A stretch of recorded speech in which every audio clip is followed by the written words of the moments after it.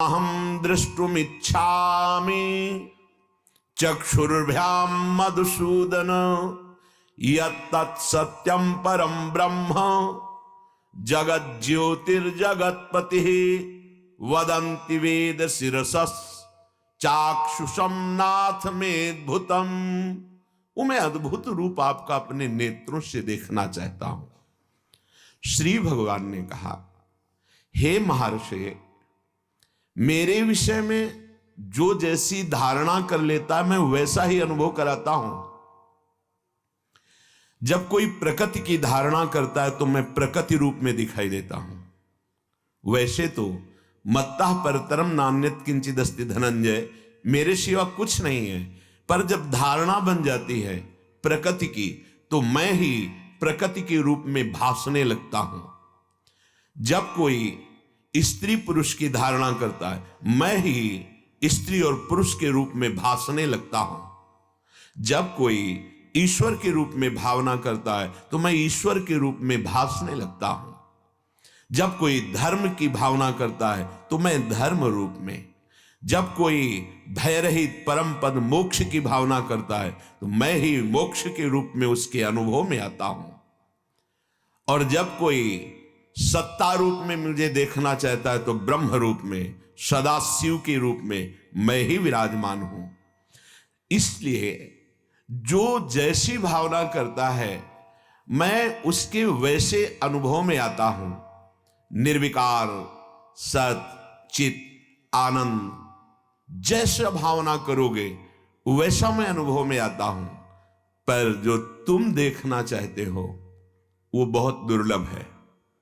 माधुर्य, श्रृंगार का मूर्तिमान स्वरूप मैं तुम्हारे सामने प्रकट करता हूं कुछ क्षण के लिए। भगवान इतना कहे और अंतर ध्यान हो गए। श्री कृष्णचंद्र जी द्वारिकाधीश तत्काल देखा अद्भुत नील प्रकाश, श्यामता, अपार शोभा अभी प्रभु नहीं दिखाई दे रहे। नील कांति प्रकाश, 9 युवतियां घेरे हुए हैं, सखियां, और प्रभु प्रियाजू के गले में, प्रियाजू लालजू के गले में गलबैया डाले हुए युगल सरकार। गौरांगी प्रियाजू मंद मुस्कुरा रहे, लालजू प्रियाजू की तरफ देख रहे। अद्भुत पीतांबर नीलकांति श्रीअंग में धारण किए हुए हैं और कदम के वृक्ष के नीचे एक दिव्य चबूतरे पर दोनों युगल सरकार खड़े। पहले वृंदावन, कदम्ब कुंज, कदम्ब वृक्ष, फिर प्रियालाल। ये अद्भुत झांकी वृंदावन की कृपा से हुई। दृष्टिगोचर सबसे पहले वृंदावन हुआ। नील कांति वृंदावन में। हमारे प्रभु वृंदावन परित्यज्य पाद में कम न गच्छति। कहीं भी आप लाखों कोस दूर हो, जब हमारे प्रभु के दर्शन होंगे वृंदावन बिहारिणी बिहारी जू के, उपासना, गुरु कृपा, रजरानी की कृपा, रसिकों की कृपा, तो पहले वृंदावन प्रकाशित होगा। सबसे पहले नवीन नवीन पल्लवों से अलंकृत वृंदावन, फिर उस नील कांति में मानो नील कमल की अद्भुत कांति प्रकाशित हो रही हो, यमुना जी का मंडलाकार स्वरूप। फिर दृष्टि पड़ी तो ये जो भगवान करुणामय, महाश्रृंगार, महान रसराज, महान प्रेम स्वरूप, ये जुगल जोरी के दर्शन हुए। प्रभु बहुत सी ब्रज युवतियों के मध्य में वेणु बजा रहे हैं। समस्त दिव्य आभूषण शोभा पा रहे हैं। बड़े बड़े मुनियों के भी मन का अपहरण करने वाले, वृंदावन में विचरने वाले प्रभु बोले, हे व्यास, ये मेरा जो तुमने दिव्य रूप देखा, निष्कल, निष्क्रिय, शांत, सच्चिदानंदमय, पूर्ण प्रेम विग्रह है। ये प्रेम के खिलौना दो। इससे बढ़ करके मेरा साक्षात्कार और कोई नहीं होता। ये सबसे उत्कृष्ट तत्व के रूप में, प्रेम के रूप में इस समय मैं विराजमान हूं। ये बिहारी बिहारिंजू का जो रूप है, श्यामा श्याम का, ये प्रेम है। वेद पुराण सत्य परमानंद स्वरूप चिदानंद घन सनातन परम तत्व के रूप में मुझे जानते हैं, इसीलिए नेति नेति कहते रहते हैं। बस रसो वैशा रसम हृम लब्ध्वानंदी भवतु, वो रस स्वरूप है, उसे प्राप्त करके महा आनंदित हो जाते हैं। तो मेरा है जो वो वेद कहते हैं, वह ये मेरा रस स्वरूप है प्रियालाल के रूप में। जो माथुर मंडल में विराजमान ब्रज 84 कोश है, उसमें ऐसा समझो समस्त भूमंडल में जितने भी तीर्थ हैं वो माथा है, उनका मुकुट है ब्रज धाम, और वृंदावन धाम मुकुट मणि है।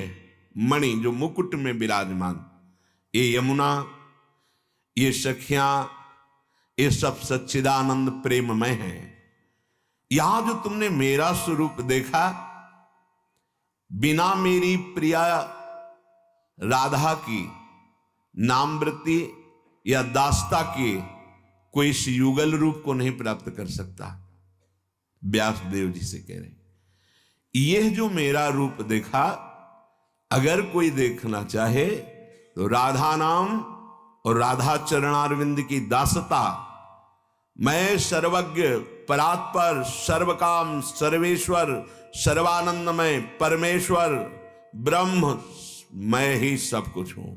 पर मेरा ये जो रूप प्रियालाल के रूप में है, ये अनुभव बिना राधा किशोरी की उपासना की नहीं हो सकता।